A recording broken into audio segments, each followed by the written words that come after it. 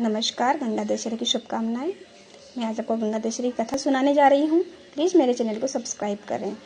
महाराजा सगर, जो कि राम भगवान के पूर्वज हैं, ने एक बार अश्वमेध यज्ञ का आयोजन किया।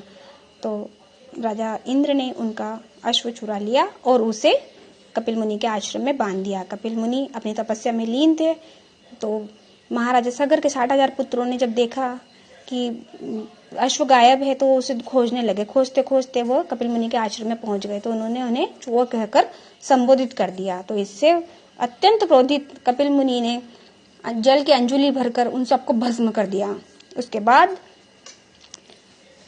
उसमें 3 पीढ़ी गुजरने के बाद महाराजा भगीरथ हुए। सभी अपने पितरों के मोक्ष के लिए कई तरह से प्रयास करते रहे, पर पितरों को मोक्ष नहीं मिला। तो फिर किसी महर्षि ने उनसे कहा कि तुम गंगा को धरती पर अवतरित करो। अगर धरती पर तुमने गंगा को अवतरित किया तो तुम्हारे पितरों को मोक्ष प्राप्त हो जाएगा।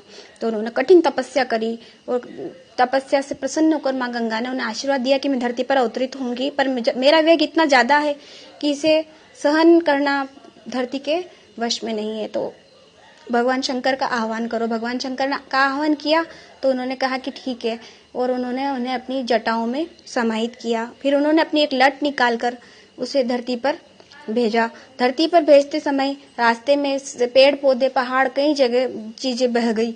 इतने में राजा महर्षि जानवी का आश्रम भी बह गया। तो उन्होंने गंगा जी की धार को पी लिया।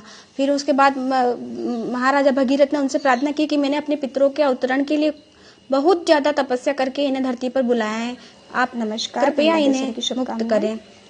उसके बाद उन्होंने अपने कान से धार निकालकर उन्हें निकाला। इसके बाद माँ गंगा को जाह्नवी भी कहा जाता है।